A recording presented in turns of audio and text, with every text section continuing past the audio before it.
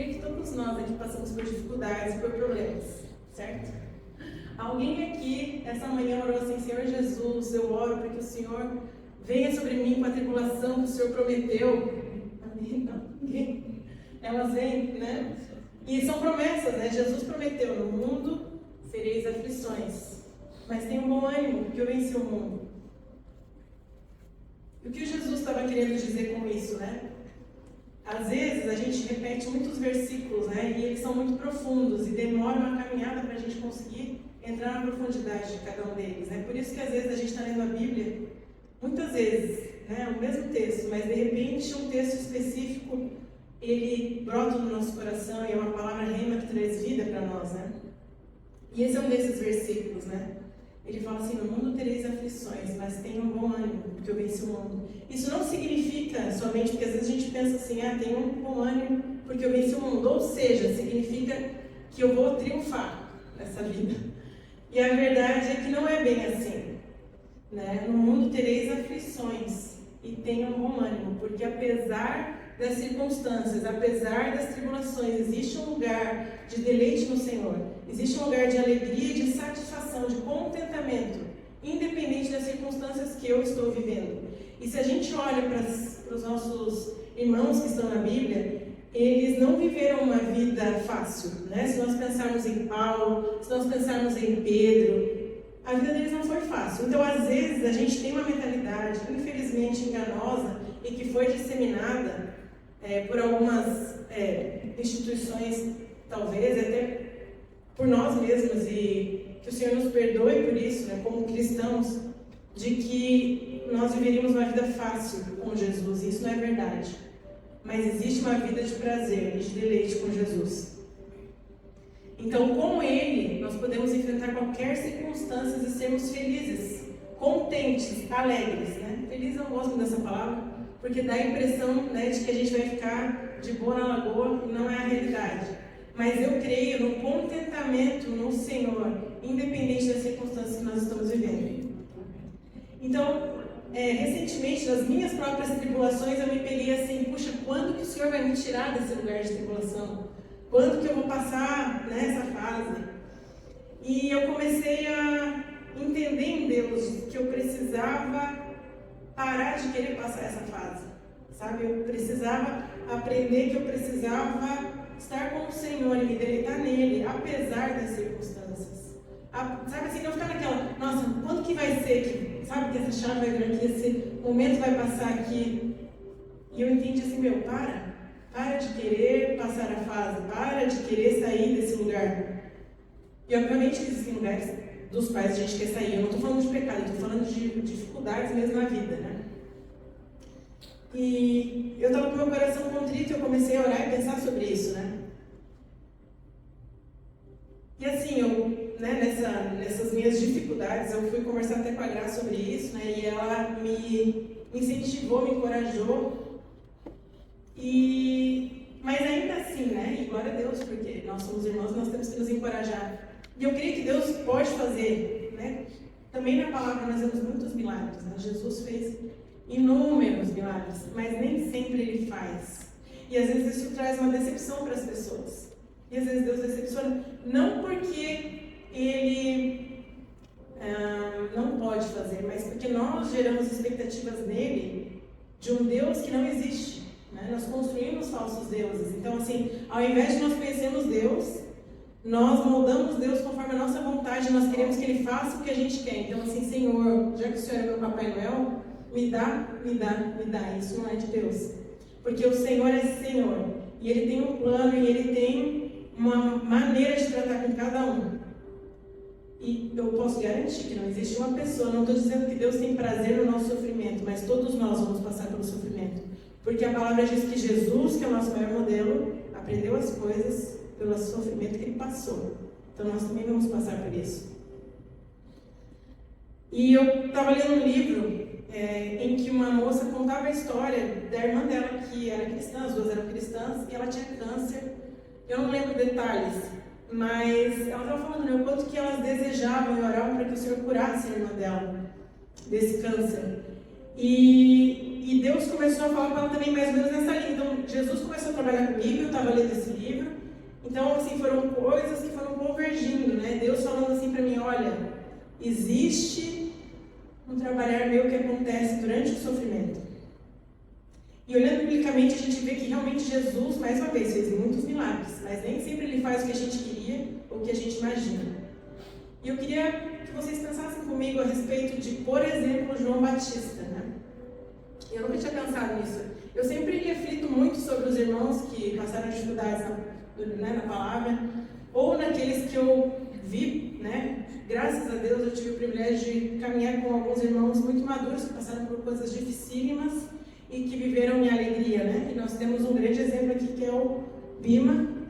A maioria de vocês deve conhecer ele, e a história dele é incrível. Mas, pensando de novo em João Batista, né? Quando eu penso que ele estava preso por pregar a palavra e que Jesus estava lá fora, imagina o coração de João, pensa João lá na prisão, pensando assim, Jesus, o Senhor é o Messias, será que o Senhor pode fazer alguma coisa por mim? Será que o Senhor pode me tirar desse lugar? E Jesus não tirou ele de lá. E ele morreu, né, como todos devem conhecer a história, né? João Batista, ele infelizmente morreu, né? Mas ele cumpriu aquilo que o Senhor tinha para a vida dele, apesar de não ser salvo da prisão. Então é sobre isso que eu quero falar hoje. Vamos lá. Não é fácil falar sobre isso, mas eu creio que, de novo, Jesus está fazendo na minha vida e Ele vai fazer na vida de vocês também. De novo, eu sempre falo assim que eu queria muito que Jesus resolvesse meus problemas todos, né? E eu creio que Ele pode, mas Ele não vai. Ele está mais interessado em mim do que em fazer o que eu quero. E Ele está mais interessado em você do que fazer o que você quer. Ele tem prazer no processo. E isso é muito louco para nós, porque a gente quer fugir das dificuldades. Mas Ele tem prazer no processo. E eu decidi que eu quero mais ser amiga dele do que eu quero que Ele resolva meus problemas. E é para isso que eu quero convidar vocês essa noite a pensar. Eu quero ser mais amiga de Jesus do que eu quero que Ele resolva meus problemas. Foi assim que João Batista agiu, apesar das circunstâncias, né? E a gente pode lembrar também de Paulo. Paulo foi o cara que no caminho de Damasco, acredito que vocês conheçam a história, né? Jesus falou para ele, né? Paulo, eu quero te mostrar o quanto importa sofrer pelo meu nome. Então, a caminhada com Jesus não é fácil, mas ela é prazerosa, e por mais louco que isso pareça. Eu queria ler com vocês um texto que tem em Lucas 1, se vocês puderem abrir, a gente vai ler bastante. E esse é um texto bastante importante que vai trazer base para tudo que a gente vai conversar hoje. A gente vai começar no capítulo 5. Então, Lucas, capítulo 1, versículo 5.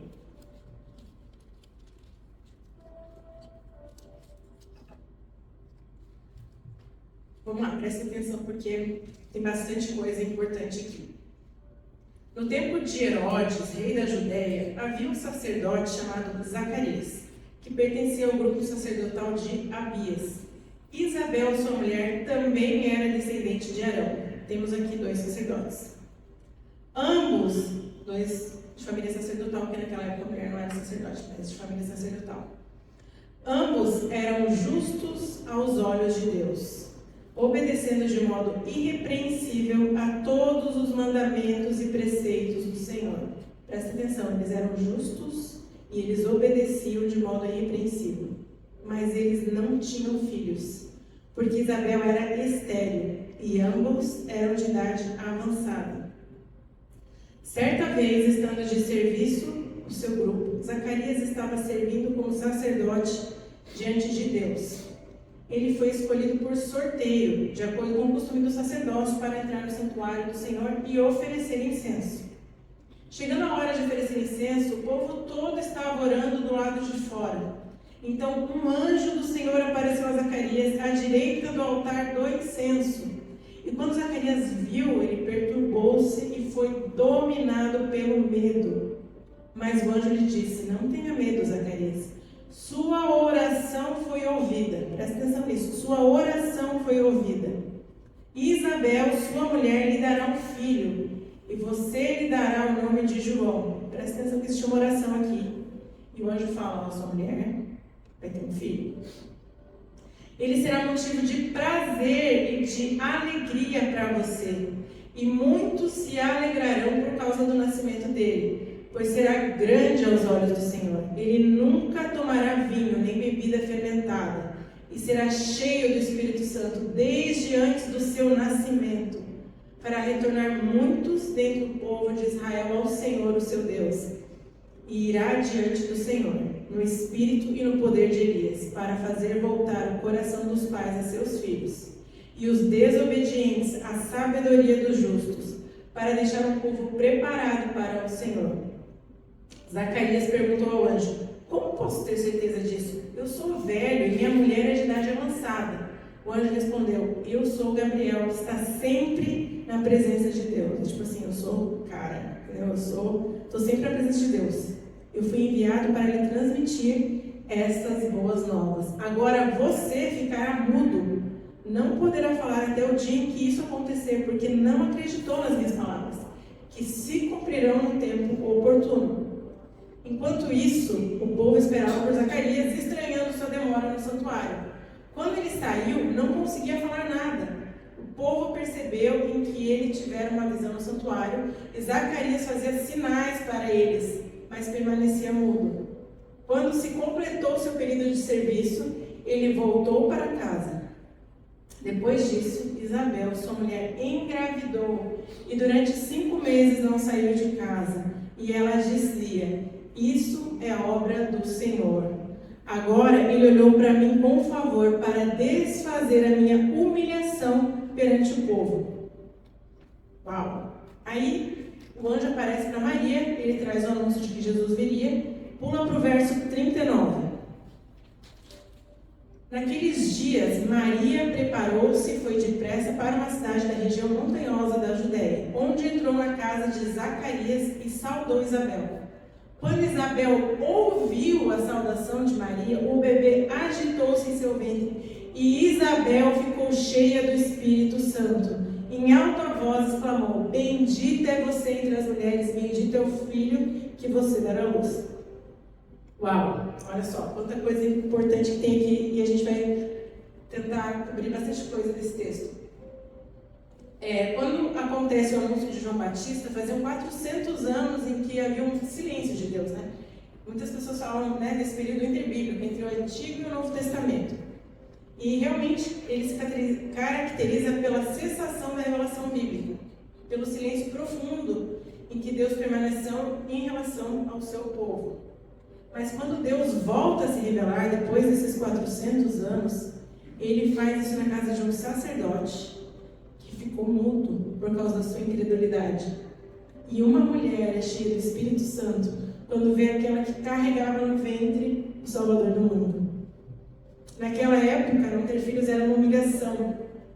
Mas a palavra diz que Zacarias e Isabel eram justos e obedientes. Entende que existia um match perfeito entre o tempo de Deus, ele tinha o propósito de trazer João Batista para a terra, para preparar o caminho do Senhor. E existia um casal de sacerdotes, de família sacerdotal, que eram justos e obedientes. Mas o tempo de Deus é diferente do nosso tempo. E eles engravidaram na velhice. E para a gente isso pode ser estranho, isso pode ser fora do tempo, mas para Deus era o tempo perfeito. Era o tempo perfeito para Jesus ser anunciado. Algo muito importante também que a gente precisa pensar é que durante esse período o caráter de Isabel e Zacarias, esse tempo de espera, foi forjado, porque fala lá atrás que a oração deles, né, o anjo fala para ele: a oração de vocês foi ouvida e Deus vai mandar para vocês um bebê. Então isso me diz que eles oravam por um filho. Quando Isabel ela recebe esse presente, ela fala assim: graças a Deus, a minha humilhação acabou. Né? Então assim, aquilo era um desejo do coração deles, ter um filho. E eu queria também fazer uma referência nesse momento, né? Jesus, mais uma vez, ele foi aquele que aprendeu as coisas pela obediência, né? Pela obediência ele aprendeu. E assim também nós precisamos ser. A gente precisa lembrar que João Batista, e nós vamos falar um pouquinho mais pra frente sobre isso, ele andava tanto com Deus que as pessoas achavam que ele era o Messias. Essa história de João Batista também, outra observação que eu queria fazer, que eu acho muito interessante, né? Quando o anjo aparece e fala sobre João Batista, ele fala, né? Ele não vai beber vinho, né? Então ele está falando de alguém que era separado, ele está falando de um nazireu. E essa história, quando eu reli, eu pensei, puxa, essa história não lembra de Sansão? Que o anjo aparece para a mãe e fala, vai ter um filho, ele vai ser um nazireu, e ele vai livrar o povo, ele vai ser um juiz. João Batista, de certa forma, é similar, mas dessa vez o nazireu não escolheu as suas próprias paixões. João Batista, ele escolheu o deserto, e ele escolheu Deus. Então, olha que legal, João Batista, ele teve uma oportunidade diferenciada de, óbvio, como todos nós temos capacidade de decidir. E Sansão também teve capacidade de decidir, mas João Batista, ele decidiu por aquilo que Deus tinha para ele. E outra observação interessante é que João Batista, ele era um sacerdote, ele era da linhagem sacerdotal. O normal seria ele servir no templo, né, como qualquer outro, então como o pai dele, Zacarias. Mas ele não escolheu ir para o templo, ele não escolheu ir para Jerusalém, ele escolheu o deserto. Olha que interessante isso. Então, o que eu vou compartilhar com vocês é uma junção do que Deus tem ministrado na minha vida, mas também é algo que nos últimos tempos eu comecei a ver muito no livro, e aquilo começou a me chamar a atenção, e eu pensei, por algum motivo eu preciso ler esse livro. Eu não sabia que o livro era sobre João Batista, mas então muito do que eu vou compartilhar com vocês está no livro do Samuel Whitefield, e fala, o título do livro, que é sobre o que eu vou falar hoje, é Você Escolherá o Deserto. Então, assim como João Batista, será que a gente vai dar um passo de escolher o deserto? E eu acho importante, já que no começo a gente falar de que existem dois tipos de desertos, né? Existe o deserto do teste e existe o deserto da comunhão. O deserto do teste é um lugar de batalha e é temporário. Jesus foi levado ao deserto por 40 dias, foi tentado, foi levado ao deserto pelo Espírito Santo, foi tentado e nada pecou. Mas existe também um deserto que é o deserto da comunhão, e é sobre esse deserto que a gente vai falar hoje. João não foi o único que viveu nesse deserto. Jesus se retirava para o deserto, porque sempre que ele podia, ele queria fugir das pessoas e estar com o Pai, e ele ia para um lugar deserto. Então, ele intencionalmente se retirava para lá. Jesus é aquele que nós devemos imitar, então a gente precisa prestar atenção nisso. Marcos capítulo 1, no verso 35, fala assim: de madrugada, quando ainda estava escuro, Jesus levantou-se, saiu de casa e foi para um lugar deserto, onde ficou orando.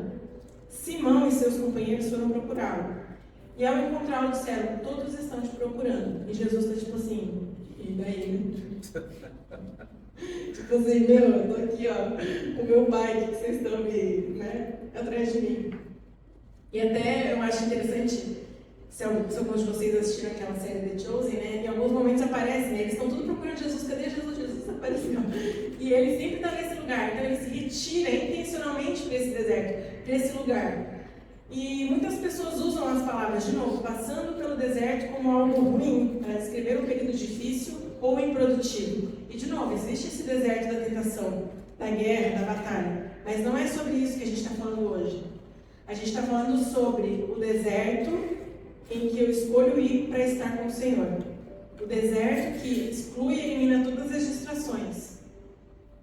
Nesse tipo de pensamento, que quero sair do deserto porque eu quero ficar de boa, não é compatível com o que Jesus definiu como grandeza.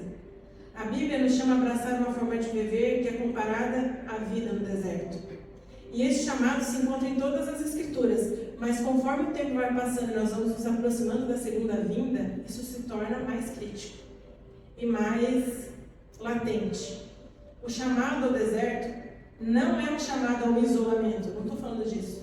Não é um chamado para a gente abandonar as famílias, sair dos trabalhos e virar monge, Não é sobre isso que eu estou falando. O chamado ao deserto é um convite a escolher uma vida diante do Senhor, que não é possível se continuarmos a dar lugar e tempo às distrações. O Então, aí são chamadas assim, distrações. Quem aí está fazendo jejum de comida e jejum de redes sociais, ou do que for, né, do que você entendeu? Percebe o quanto que esse lugar sem distrações te faz sensível ao Senhor, te propicia ouvir melhor a voz dele? É sobre isso que a gente está falando. O deserto é um lugar de ouvir uma só voz, de desejar uma só pessoa, de ter prazer em um só Senhor. Em Oséias, no capítulo 2, no verso 14, fala assim: portanto, eis que eu a atrairei e a levarei para o deserto, e lhe falarei ao coração.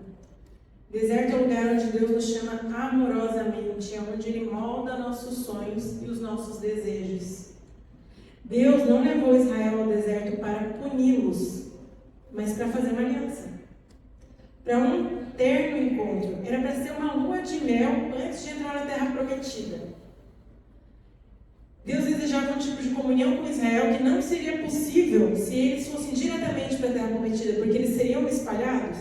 Mas Deus queria fazer uma aliança. Então, era o momento em que Ele estava fazendo os votos, as núpcias estavam para acontecer. O deserto só se tornou um lugar de dificuldade e juízo por causa da desobediência de Israel. Então, muitos evitam o deserto porque ele parece estéril. E aí a gente lembra de Isabel que ela era estéril. A maioria das pessoas faz tudo o que pode para evitar a sua própria esterilidade. Todos nós talvez tenhamos lugares estéreis na nossa alma, né? E nós precisamos encará-las. Essa esterilidade remove tudo o que é superficial e nos confronta. Quando chegamos ao fim das nossas próprias forças, nossa esterilidade prepara o palco para a glória de Deus. A história de João, mais uma vez, começa com a esterilidade de Isabel. E a esterilidade ela é extremamente dolorosa e pode facilmente levar ao desespero. Quem aqui já passou por dificuldade em engravidar ou acompanhou alguém que enfrentou, talvez saiba do quanto que isso é doloroso. Mas se a gente suportar a esterilidade, ela pode produzir coisas que não surgirão de outra forma. Deus nem sempre responde a esterilidade da mesma forma. Eu conheço pessoas que são cristãos e sonharam em ser pais e nunca foram. E já estão em idade avançada. Eles podem falar, mas pode ser que Deus dê ainda, né? Mas Isabel, Zacarias, realmente pode. Mas essas pessoas, no coração delas, elas já, digamos assim, já se acertaram com Deus em relação a isso, né? Então, Deus nem sempre responde da mesma forma. Mas a angústia que a esterilidade gera é um convite ao conhecimento de Deus e uma amostra da dor que Deus sentiu a esperar pela maturidade do seu povo. Os pais de João, eles viveram debaixo de uma nuvem de vergonha, em uma cultura que valorizava intensamente filhos e a linhagem familiar. Isabel não conseguia conceber. Por décadas, eles choraram e oraram.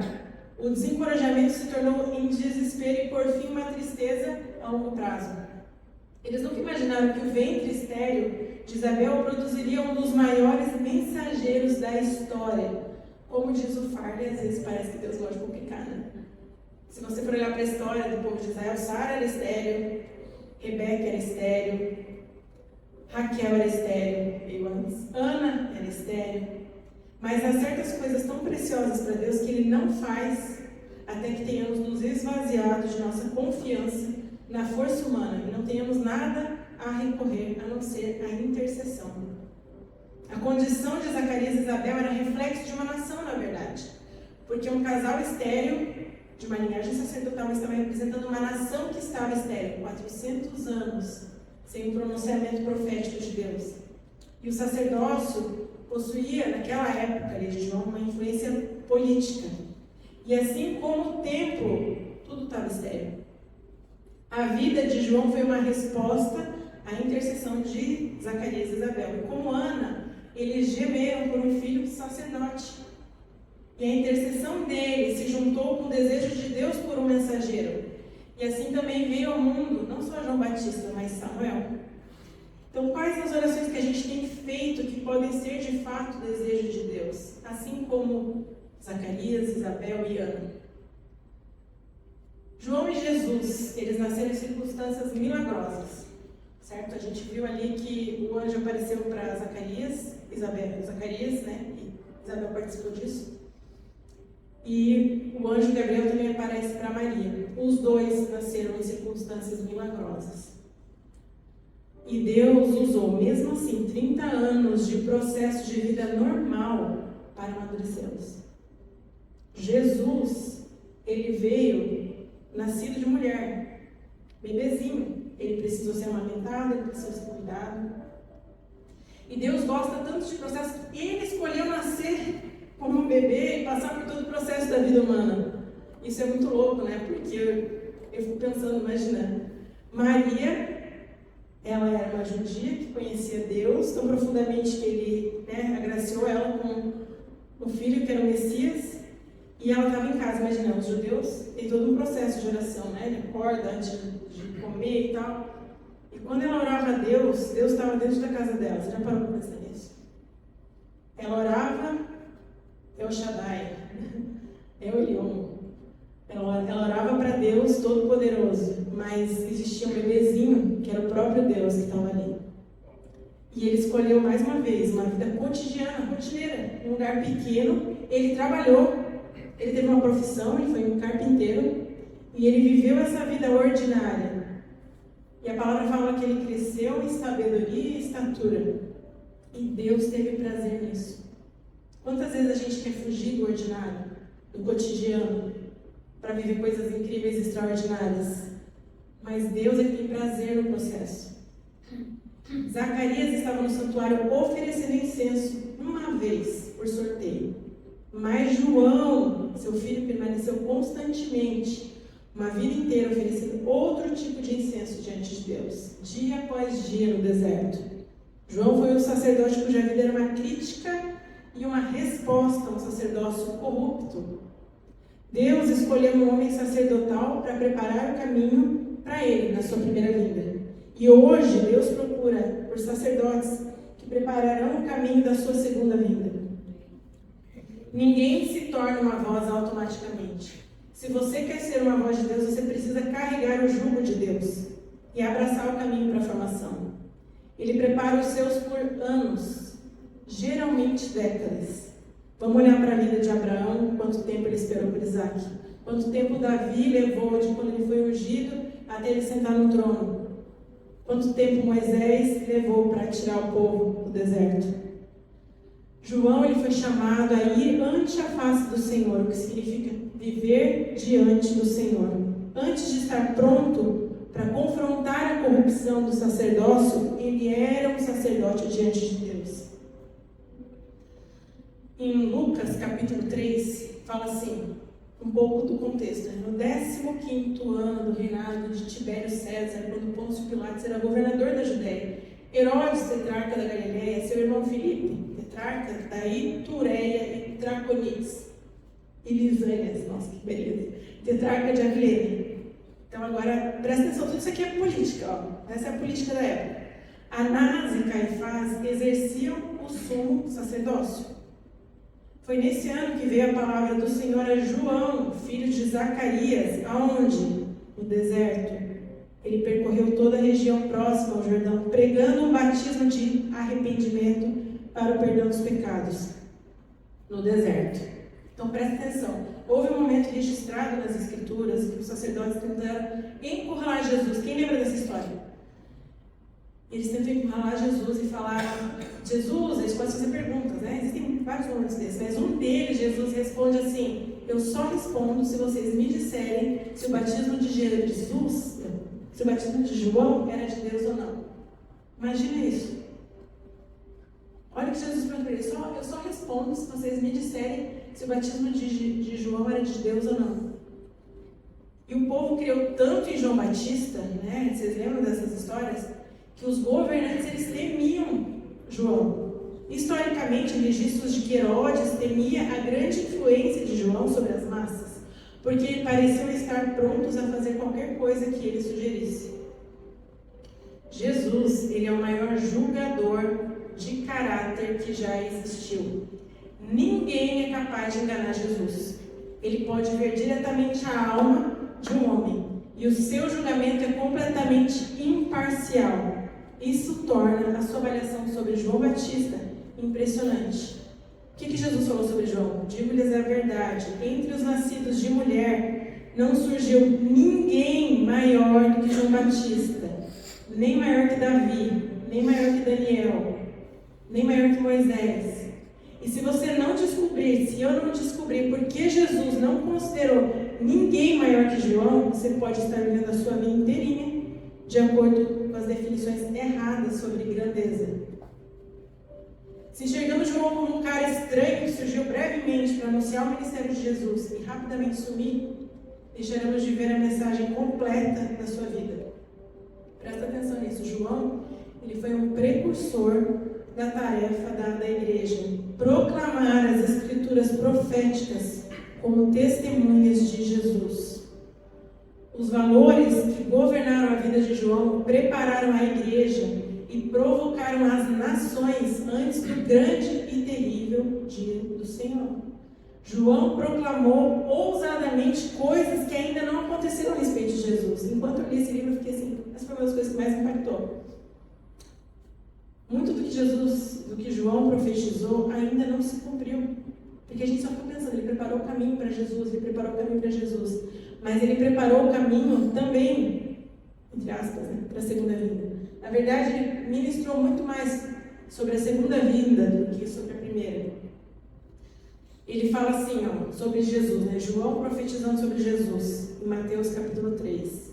Ele batizará com o Espírito Santo e com fogo, né? João Batista está falando sobre Jesus. Ele tem a pá em suas mãos, limpará a sua eira, recolherá o seu trigo no celeiro, porém queimará a palha no fogo que nunca se apaga. Ele está falando do juízo? Não.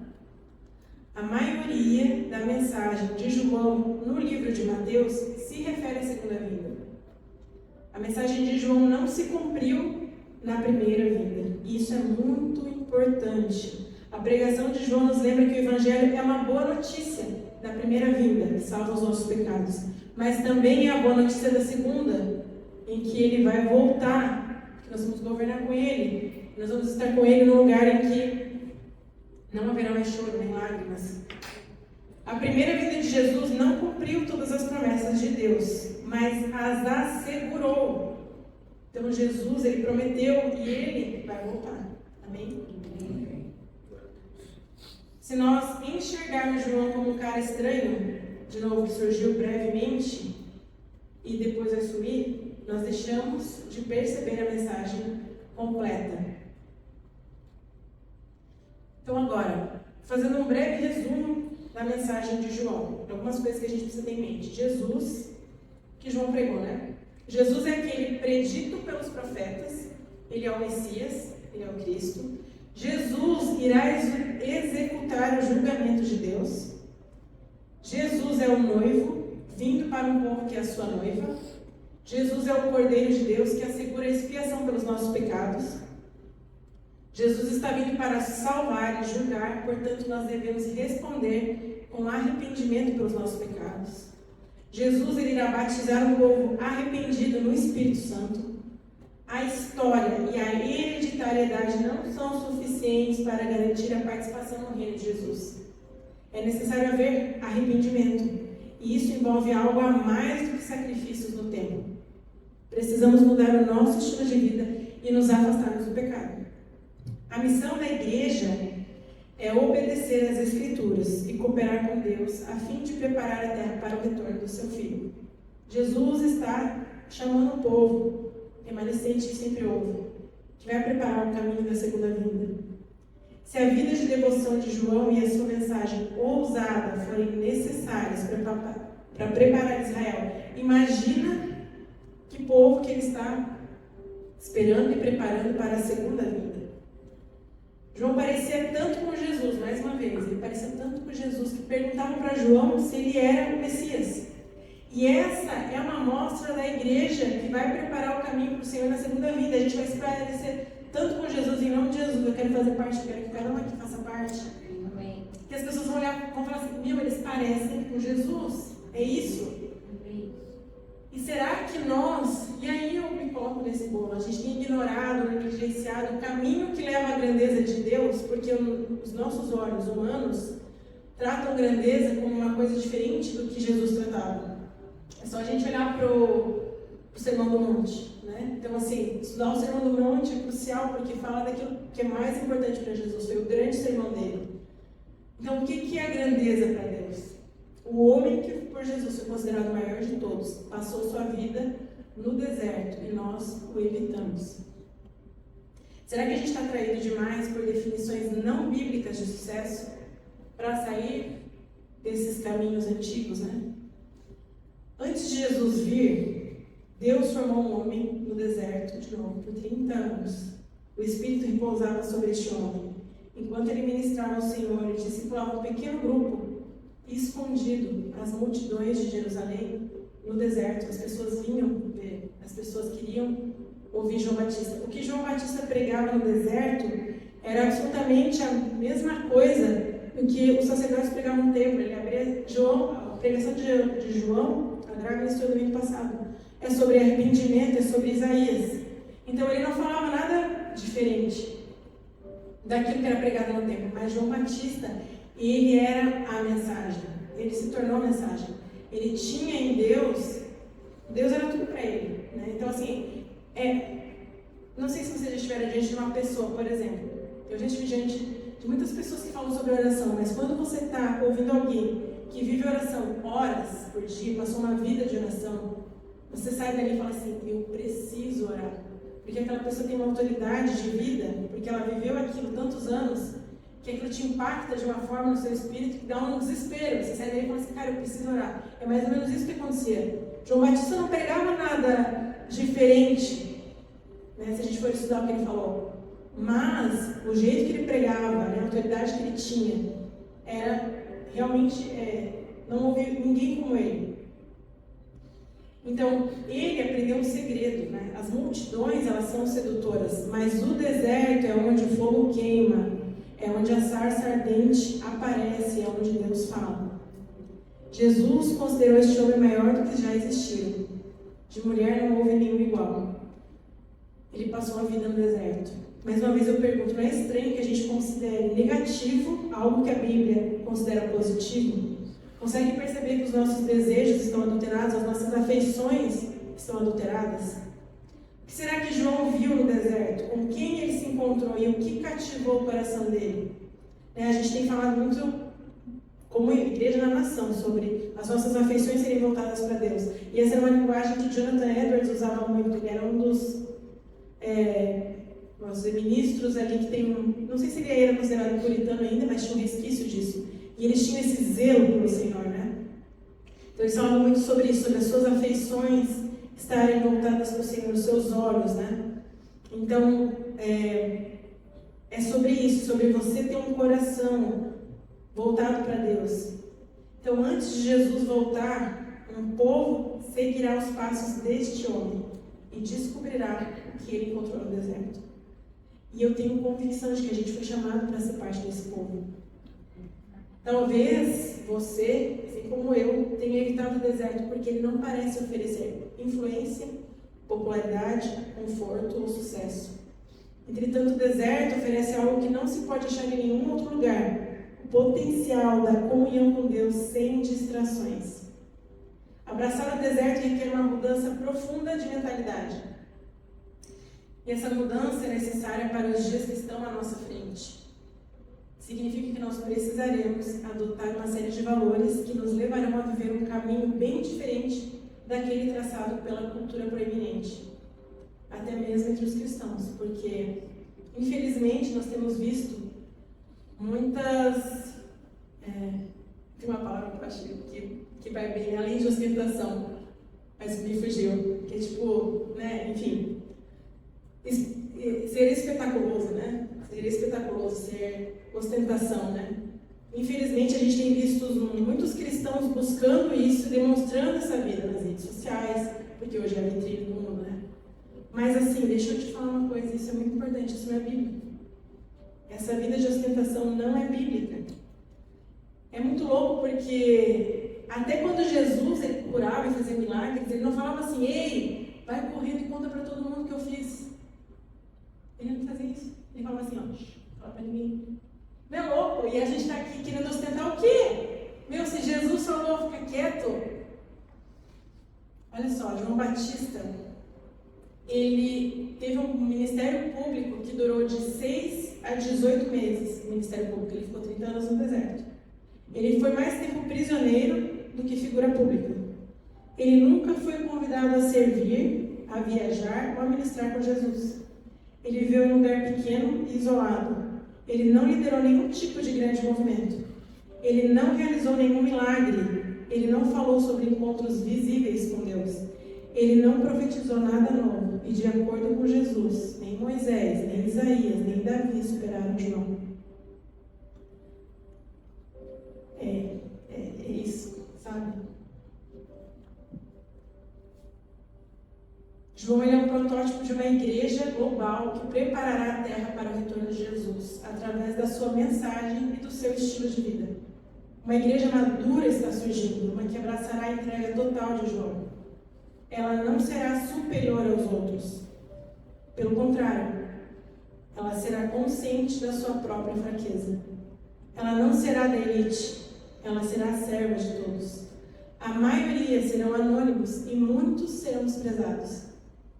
Como Jesus, seremos como uma raiz de terra seca, desprendidos dessa terra. E para isso nós precisamos de um lugar sem distrações. O deserto ele é como uma fornalha que testa o problema das expectativas não alcançadas. O deserto ele nos encurrala e nos faz uma pergunta incisiva: Deus é suficiente? Deus é suficiente para você?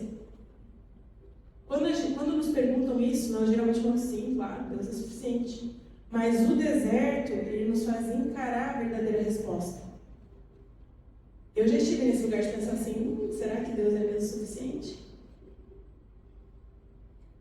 E ele nos expõe aos desejos mais profundos do nosso coração, porque aparentemente ele nos oferece apenas uma coisa: a possibilidade de profunda comunhão com Deus. As crises nos permitem focar rapidamente a nossa atenção para as coisas que são realmente valiosas. Então, se você pensar, a grande maioria aqui ou é pai ou de repente tem um sobrinho, né? Mas quando uma criança é muito pequenininha, é mais doloroso, né? Então, assim, digamos que essa criança que você ama muito, seja seu filho ou seja alguém muito próximo, se ele ficar com uma doença gravíssima, você provavelmente vai esquecer de todos os desejos supérfluos que você tem. Você vai esquecer aquela bolsa que você queria, o sapato, o carro, a casa. E você provavelmente, inclusive, daria tudo isso, até a roupa do seu corpo, para você ver os seus pequenininhos com saúde de volta. É mais ou menos isso que a tribulação e a fornalha produz nas nossas vidas. Ela nos coloca no lugar em que os nossos olhos estão no lugar certo. A tribulação que virá no fim desta era terá um propósito semelhante. Então ela vai perturbar o nosso conforto e fará voltar as nossas afeições para Jesus. Ela irá alinhar a nossa agenda com a agenda de Deus.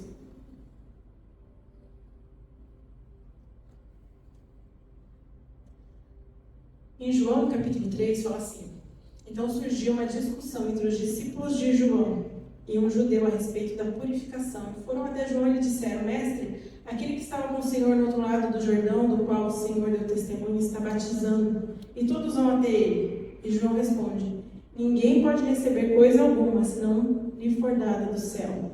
Vocês mesmos são testemunhas de que eu disse: eu não sou o Cristo, mas eu fui enviado como seu precursor. Assim será a igreja que prepara o caminho para a segunda vinda de Cristo. O que tem a noiva é o noivo.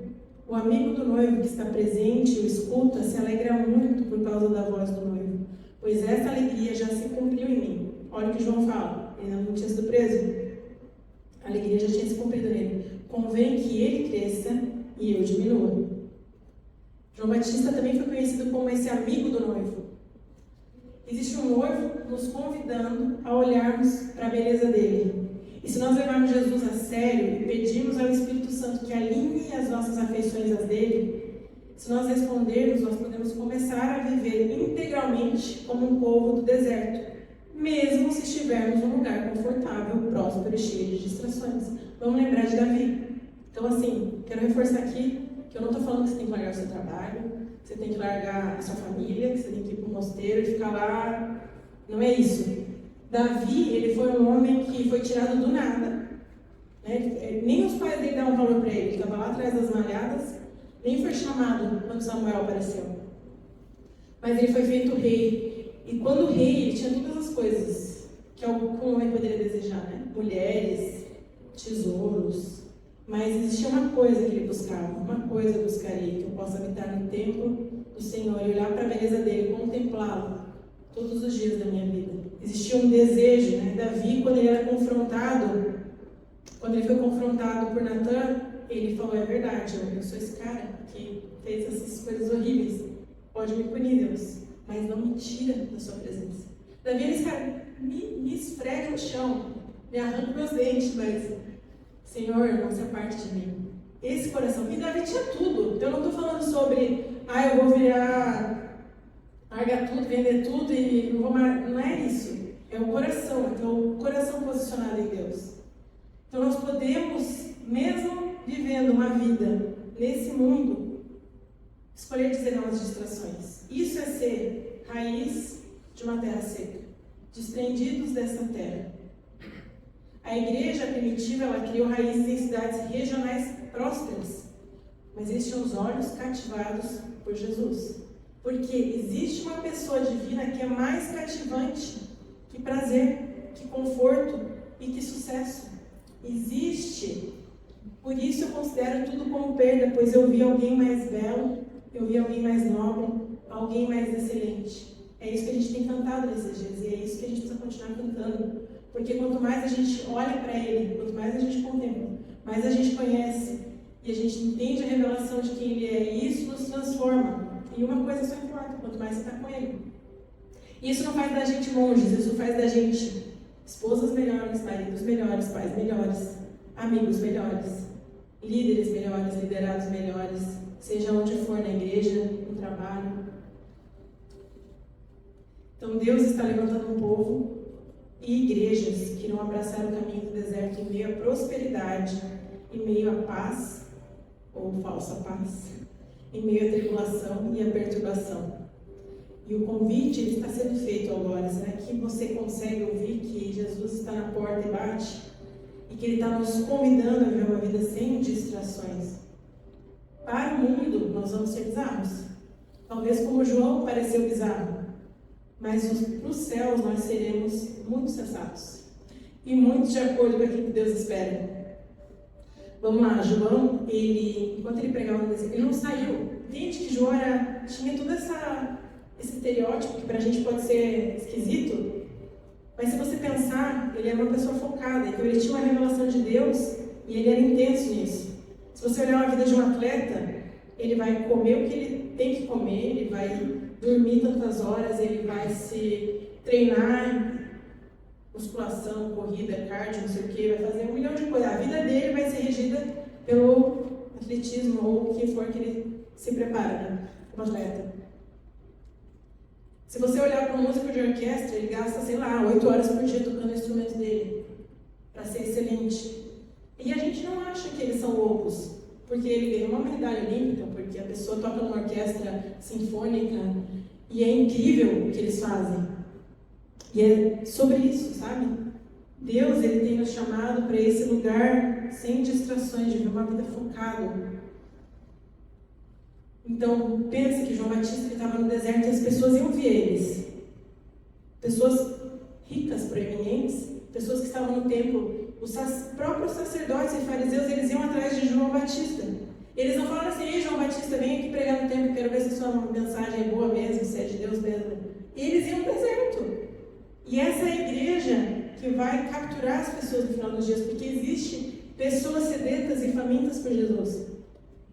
E nós precisamos ter os nossos olhos nele para que a gente possa fazer parte disso.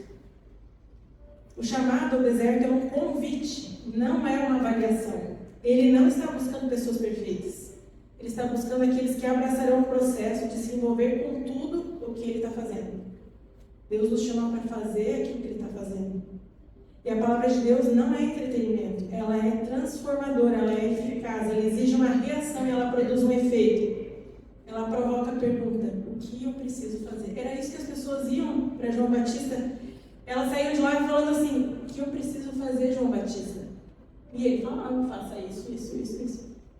Então as pessoas, elas iam no templo, elas ouviam a mensagem, quando elas chegavam diante de João Batista, aquilo impactava eles tanto que eles falavam assim: o que eu preciso fazer? Ele falava: se arrependa dos seus pecados. A audiência de João havia ouvido a leitura dos profetas ano após ano. Mas João, ele era a própria mensagem. Ele vivia o que ele pregava. Mateus 4, Mateus 13, existem duas parábolas muito interessantes que eu gosto muito de pensar sobre isso. E conforme a gente caminha com Jesus, eu creio que isso fica mais claro. O reino dos céus é semelhante a um tesouro escondido no campo, que um homem achou e escondeu. Então, transbordante de alegria, ele vai, ele vende tudo e compra aquele campo. O reino dos céus é também semelhante a um homem que negocia e procura boas pérolas. Quando encontrou uma pérola de grande valor, ele foi, vendeu tudo que tinha e comprou a pérola. Essa noite, eu creio que Jesus está falando para a gente assim: você encontrou essa pérola? Você encontrou esse campo? Então vende tudo, todas as distrações, se desfaz de todas as distrações, de tudo aquilo que tem roubado o seu tempo, as suas afeições, o seu coração. Porque, quando você está com Jesus, você vai ser o melhor marido, o melhor pai, o melhor profissional. Então, não é sobre abandonar as coisas, mas sobre o seu coração, as suas afeições, as suas entranhas estarem desejosos pelo Senhor. É possível viver fascinado por Jesus mais que qualquer outra coisa hoje. E uma igreja que anseia pela revelação de Jesus, mais do que o sucesso, mais do que o ministério, mais do que a notoriedade, do que os prazeres, do que o entretenimento. E esse é o convite que Jesus está fazendo hoje para a gente. Será que a gente vai escolher o deserto? Queria orar com você?